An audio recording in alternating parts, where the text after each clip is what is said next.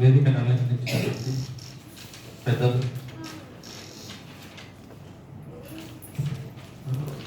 ఇక్కడికి వచ్చేసినటువంటి అతిథులు, విద్యార్థులు, విద్యార్థినులు, పరిశోధక విద్యార్థులు అందరికీ నా హృదయపూర్వక నమస్కారాలు తెలియజేసుకుంటూ, ఈ తెలుగు భాషా దినోత్సవం అది నా దగ్గరికి వచ్చినప్పుడు నేను యాక్చువల్గా ఏం చెప్పానంటే, మనం వారోత్సవమే జరుపుకుందాము అన్నాను. తెలుగు భాష వారోత్సవమే జరగాలి. ఎందుకంటే తెలుగు అనేది మనం మర్చిపోతున్నాం. ఇంట్లో కానీ బయట కానీ తెలుగు వాడటము, మాట్లాడటం అనేది చాలా తగ్గిపోయింది. అది ఎందుకో అనే దానికి రీజన్స్ మళ్ళీ ఇంకో అవకాశం వచ్చినప్పుడు మనం మాట్లాడుకుంటాం. కానీ తెలుగు చదివితే ఏమొస్తుంది, తెలుగు నేర్చుకుంటే ఏమొస్తుంది అనేటువంటి ఒక రాంగ్ కాన్సెప్ట్స్ ఏవైతే ఉన్నాయో పిల్లలు చిన్నప్పటి నుంచి అలాగ అలవాటు చేయడం జరిగింది. నేను చూశాను కొన్ని ఎగ్జాంపుల్స్ చూసినప్పుడు మనకేంటంటే వినపడటం లేదు. స్మాల్ హాల్ కాబట్టి పర్వాలేదు. నేను ఒక చిన్న 5వ తరగతి 6వ తరగతి పిల్లల్ని మీరు ఒక తెలుగు న్యూస్ పేపర్ ఇచ్చి చదవండి అన్నాం అనుకో, మాకు తెలుగు చదవడం రాదు అంటారు. ఫస్ట్ సెంటెన్స్, మాకు తెలుగు చదవడం రాదు. It's very unfortunate. మనం ఇక్కడ ఉండి ఒక తెలుగు భాష మన భాష అని చెప్పుకున్నప్పుడు ఈ భాషకు ఉండేటువంటి గొప్పతనము వేరే భాషకు ఏమీ లేదు. మీరు చిన్నప్పుడు మేమంతా కూడా తెలుగు చదువుకున్నాం. తెలుగుతో పాటు సాంస్క్రిట్ కూడా చదువుకున్నాం, సెకండ్ లాంగ్వేజ్. అది కూడా కాదని హిందీ కూడా మళ్ళీ నేర్చుకున్నాం. ఇవన్నీ కావాలి మనకి. తెలుగులో ఉండేటువంటి అక్షరాలు ఎక్కువగా ఉంటాయి. ఐ థింక్ 52 అనుకుంటాను, correct. And then 52 54 56 okay sorry I think 52 or 54. ఏ భాషకి అలాంటి అంత ఇది లేదు. మీరు చూసారంటే తమిళియన్స్కి ఒక్కొక్క పలకడానికి 2-3 వర్డ్స్ ఉంటాయి. ఫర్ ఎగ్జాంపుల్ ఇక్కడ తమిళియన్స్ లేదు కదా, డోంట్ థింక్ అదర్వైజ్. మనం రేణుకా అంటాం, వాళ్ళు రేణుగా అంటారు. గా కాకి డిఫరెన్స్ ఉంటుంది వాళ్ళు, మనకు ఆ డిఫరెన్స్ తా ఉంటుంది, తా ఉంటుంది, మనకి వత్తు తా కూడా. మాకు కాగుణితం కూడా నేర్పించేవాడు. ఐ డోంట్ నో ఇప్పుడు ఉన్న సిచ్యువేషన్, ఈ పిల్లలు ఆ గుణితాలు ఎప్పుడు నేర్చుకుంటారో నాకు తెలియదు. మీరు చదివారో లేదో కూడా నాకు తెలియదు. కాగుణితము ఇవన్నీ చేసుకునేవాడు. ఓకే, ఇప్పుడు పాయింట్ ఏమిటంటే, ఎందుకని ఈ భాషా వైభవం అనేది తగ్గిపోయింది? ఒకప్పుడు ఉండేటువంటి కల్చర్, భాష మీద ఉండేటువంటి ప్రేమ, అది ఎందుకని తగ్గిపోతాం? మనము చూసినట్లయితే మాకు చిన్నతనంలో మేము బాగా ఎంజాయ్ చేసేవాళ్ళం. పండగలు వస్తే హరికథలు ఉండేవి, బుర్రకథలు ఉండేవి. ఇవన్నీ చెప్తూ ఉంటే మేము టెంపుల్స్ దగ్గర వెళ్ళి అక్కడక్కడ చూసుకొని వాళ్ళు వినేవాళ్ళం, ఎంజాయ్ చేసేవాళ్ళం. 10 మంది బయట కూర్చొని పురాణాల గురించి మాట్లాడేవాళ్ళం. ఈరోజు పొద్దున్నే లేస్తే మనం ఆ విష్ణు సహస్రనామం అవి యూట్యూబ్లో వింటూ ఉన్నాం. బట్ చాలామందికి పలకడం కూడా సరిగ్గా రాదు. అన్ఫార్చునేట్ థింగ్లో ఉన్నాం. ఎందుకు ఇవన్నీ చెప్పాల్సి వస్తుందంటే, మళ్ళీ మనకు ఒక ఇండియన్ నాలెడ్జ్ సిస్టమ్ అనేటువంటి ఒక కాన్సెప్ట్ వచ్చింది. అందుకే వీళ్ళు నాకు తెలుగు డిపార్ట్మెంట్ వాళ్ళు అడిగినప్పుడు మనం ఈ ఇండియన్ నాలెడ్జ్ సిస్టమ్ కింద ఈ మనకు ఉండేటువంటి వేదాలు కానివ్వండి, వాటిలో కానివ్వండి ఉండేటువంటి సాంకేతిక ఇన్ఫర్మేషన్, అంటే సైంటిఫిక్ ఇన్ఫర్మేషన్ అంటే అది పిల్లలకు తెలియాలి.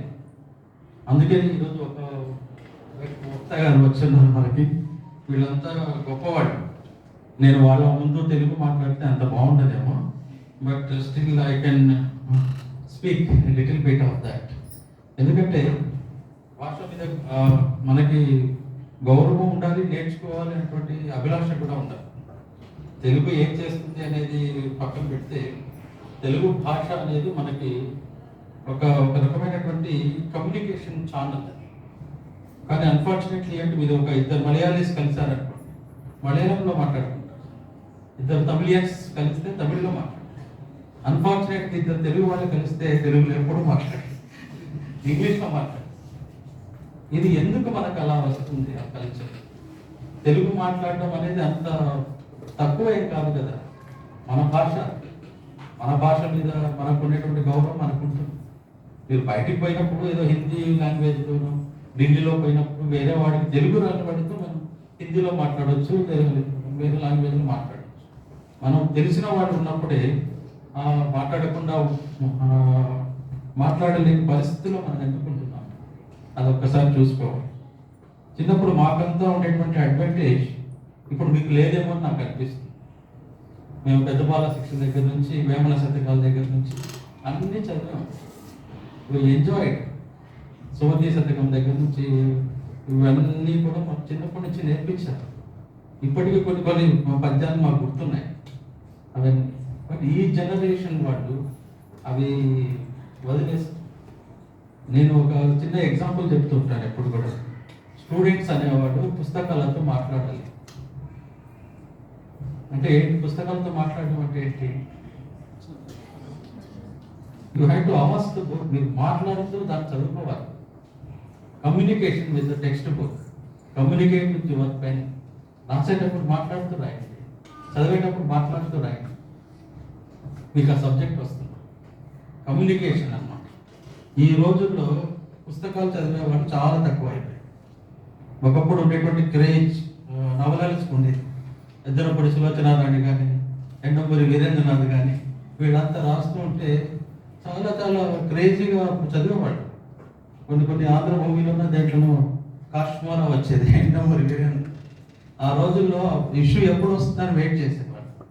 ఓకే, ఎద్దరపూడి సులోచనారాణి నావల్స్ అయితే అవి టెన్షన్తో ఉండిపోయేవాళ్ళు లేడీస్ అందరూ. కానీ అవంతా ఇప్పుడు ఏమైపోయింది? ఎలక్ట్రానిక్ మీడియా అయిపోయింది. ఈ ఎలక్ట్రానిక్ మీడియా వచ్చిన తర్వాత బుక్స్ అన్నీ కనుమరుగైపోతున్నాయి. ఒకప్పుడు రీడర్స్ డైజెస్ట్ అనేటువంటిది ఒక గ్రేట్ బుక్. ఇప్పుడు వాడు unfortunately stop printing the book. అదొక పెద్ద set back. Readers digest book చదవడం అనేది ఒక పెద్ద హ్యాబిట్. అది మంచి పుస్తకం అని. ఇప్పుడు పుస్తకాలు చదవడం లేదు మీరంతా. కమ్యూనికేషన్స్ అనేది మీకు ఎలా వస్తుంది, నాలెడ్జ్ ఎలా వస్తుంది పుస్తకాలు చదవకపోతే? ఒక మంచి కవిత, ఒక కవిత్వము ఇవన్నీ చదివితే కదా వస్తాయి.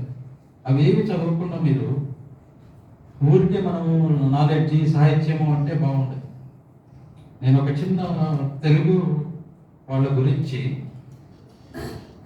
మీకు ఒక చిన్న డాక్టర్ శ్రీనారాయణ రెడ్డి గారు ఎంతమంది తెలుసు? ఇక చాలా మందికి తెలుసు. నారాయణ రెడ్డి గారు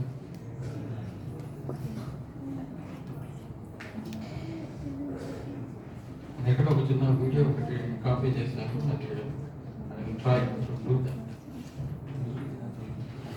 డౌన్లోడ్స్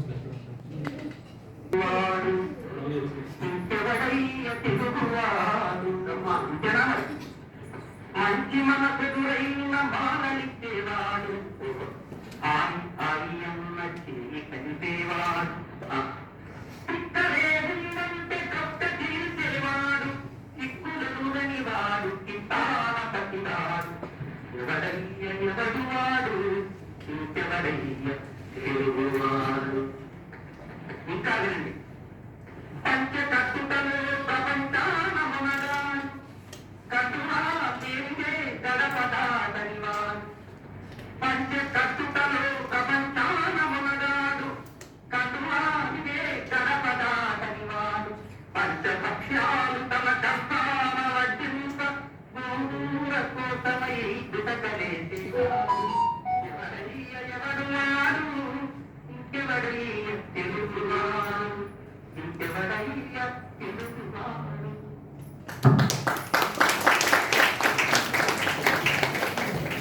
అది మన తెలుగు భాషకి, తెలుగు వాళ్ళకి ఉండేటువంటి గొప్పతనం.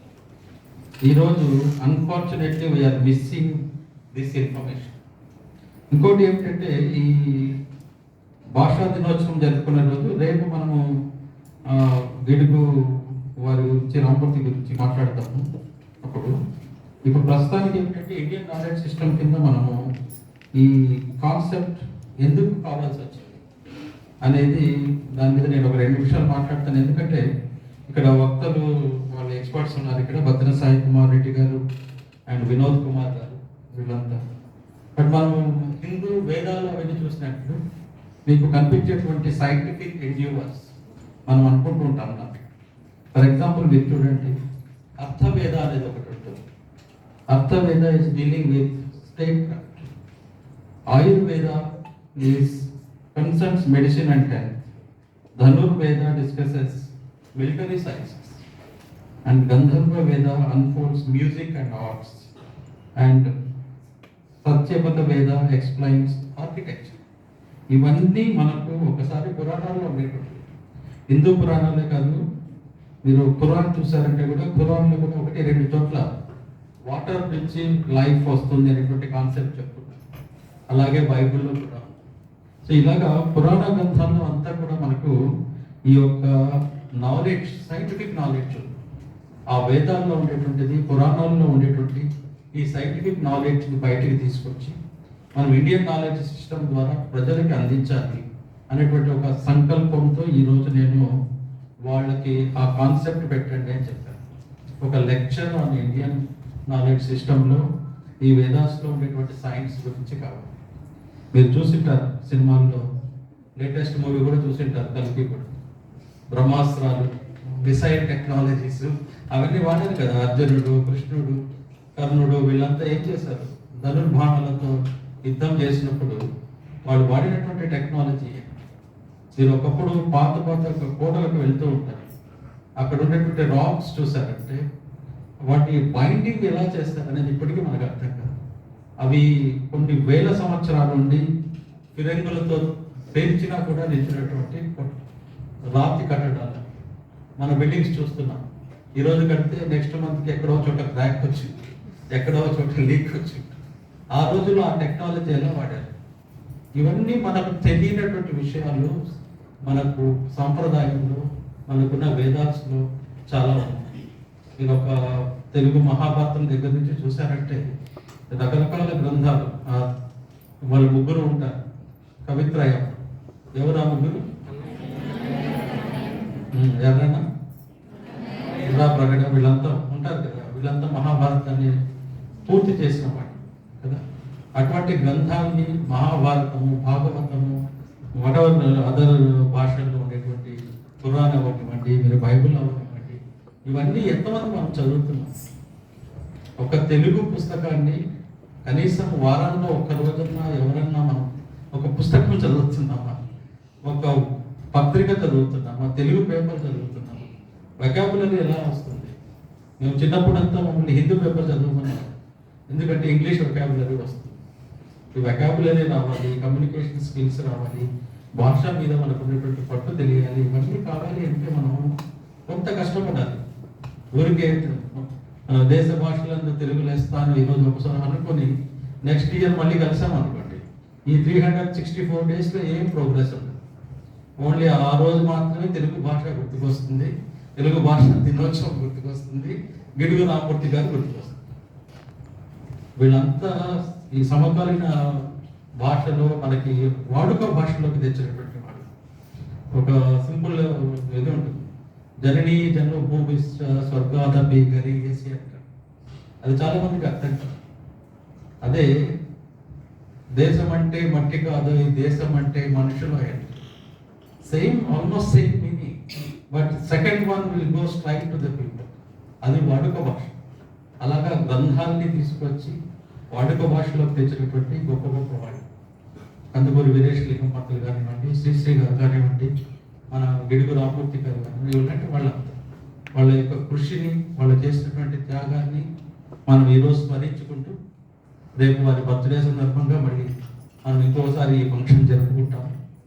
నేను ఎక్కువ టైం తీసుకోదలుచుకోలేదు, ఎందుకంటే ఇక్కడ భక్తులు చాలా మంది ఉన్నారు, వాళ్ళు నాకంటే తెలుగు బాగా మాట్లాడతారు, దాంట్లో ఉండేటువంటి కంటెంట్స్ కూడా మీకు బాగా చెప్తారు. సో నాకు ఈ అవకాశం ఇచ్చినందుకు తెలుగు భాష వాళ్ళకి, మిగతా వాళ్ళందరికీ నా హృదయపూర్వక కృతజ్ఞతలు తెలుపుకుంటూ సెలవు తీసుకుంటాను.